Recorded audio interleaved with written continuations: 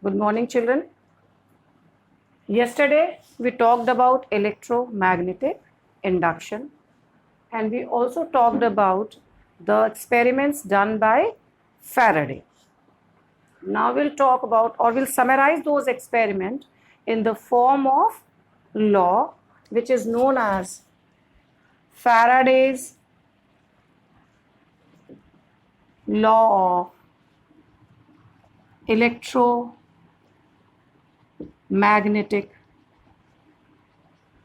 induction.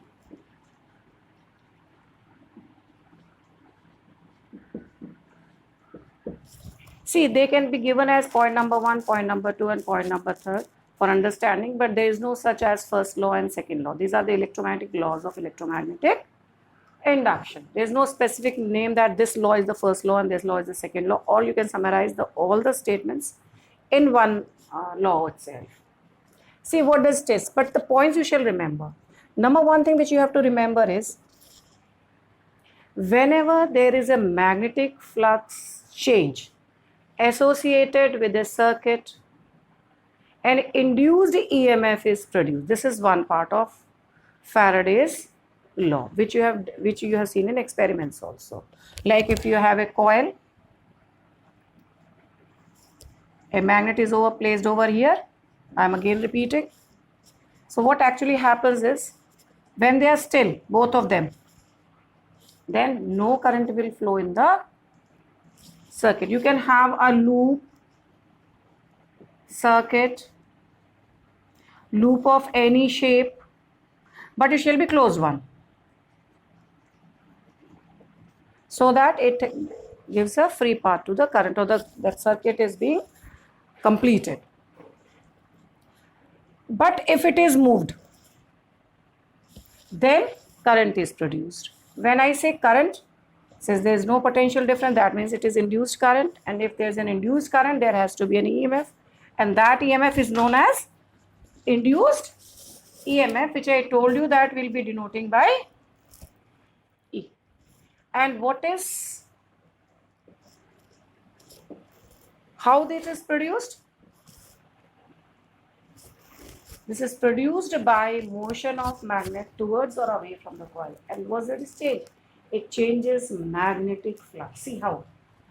Just draw magnetic field lines of this magnet.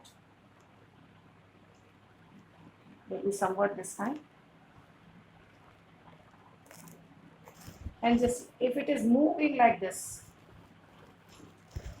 these lines will change. Say this part goes towards the coil. See, this represents stronger magnetic field than this.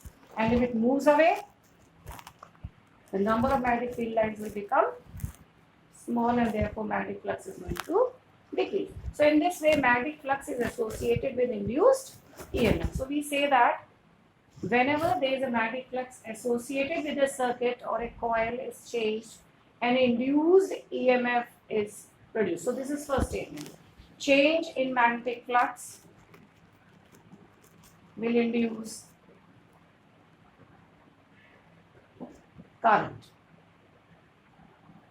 or produce induced EMF. Until when this induced EMF will be present in the circuit? Till you keep on changing the relative position. It's not necessary that you change the position of the magnet, you can change the position of the coil also.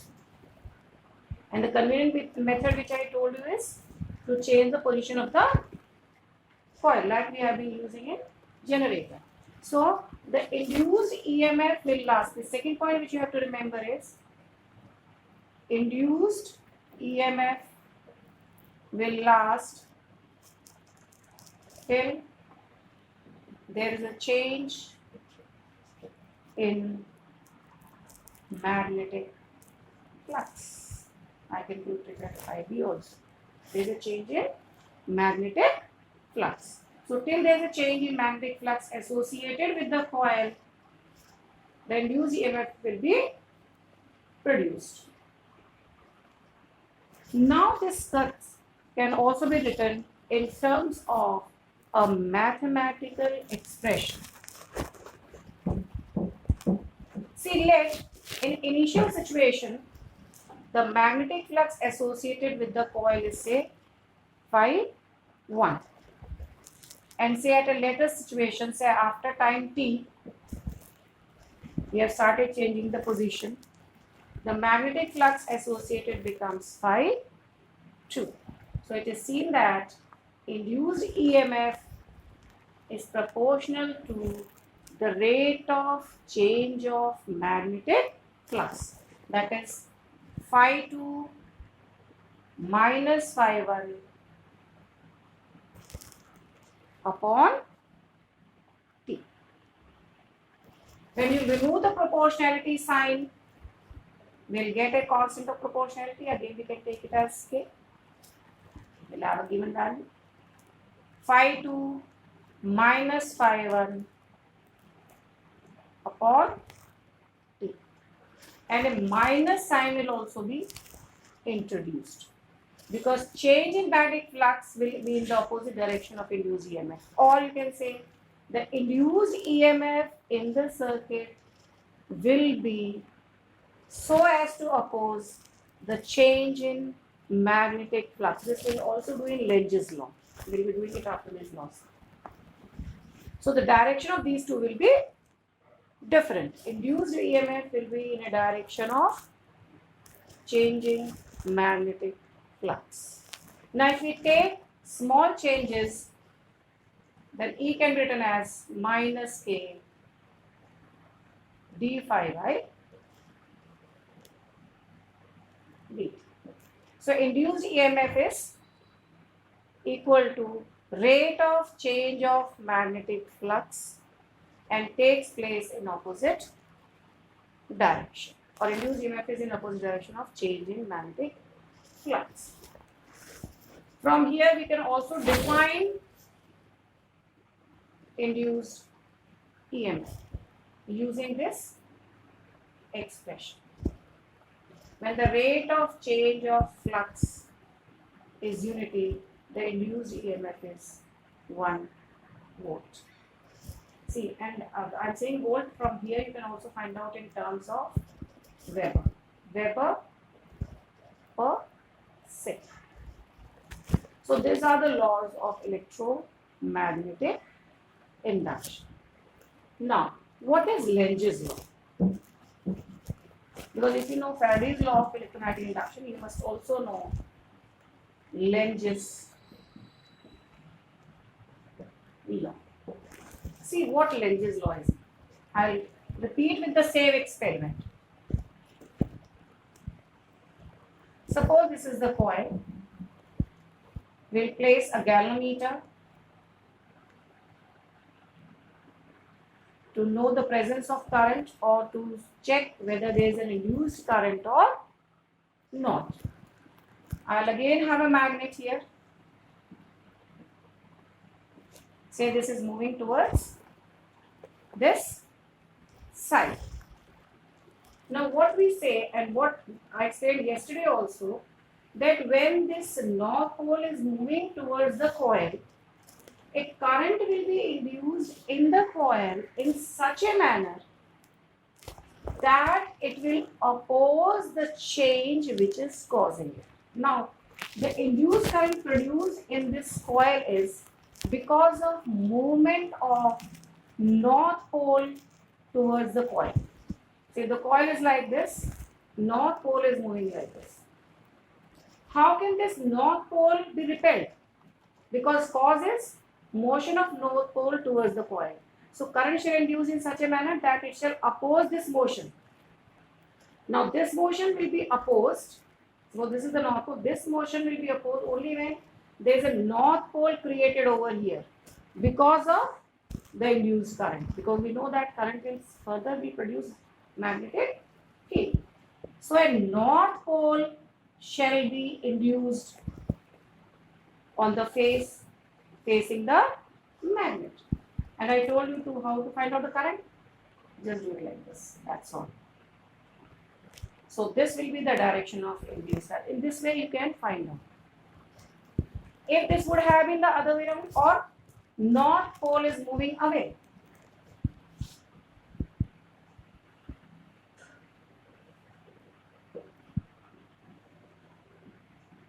Same experiment, north pole moving away.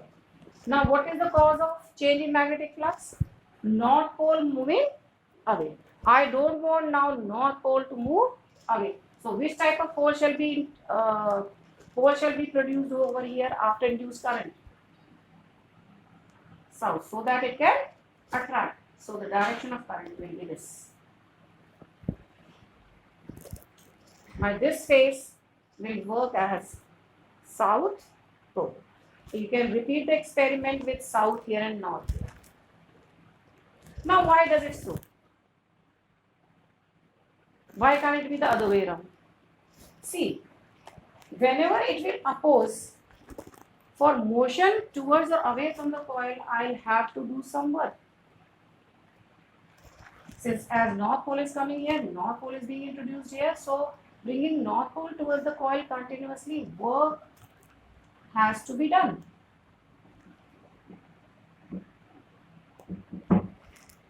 Just think the other way around.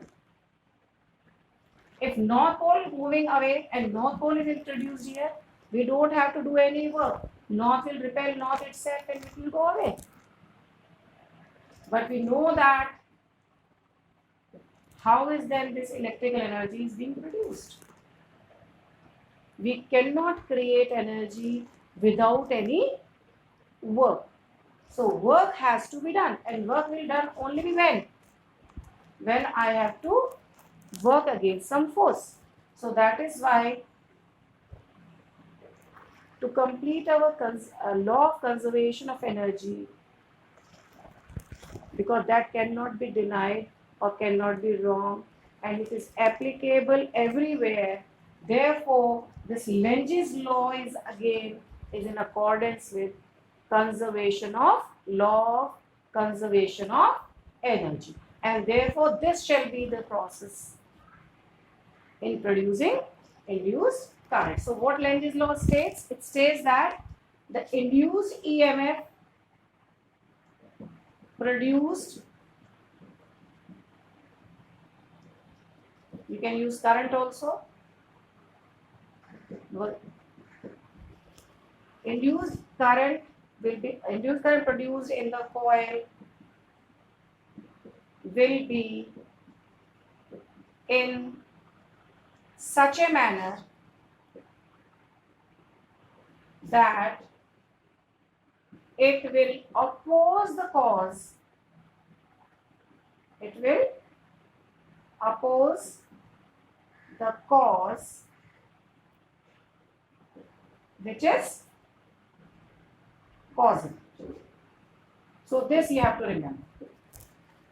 And in this way you can always find out the direction of induced current in a given circuit. You can try first question given in your NCERT book to find the direction of induced current. This much you will do today. Then later on we'll be talking about motional EMF, then induced current expressions, etc. Thank you.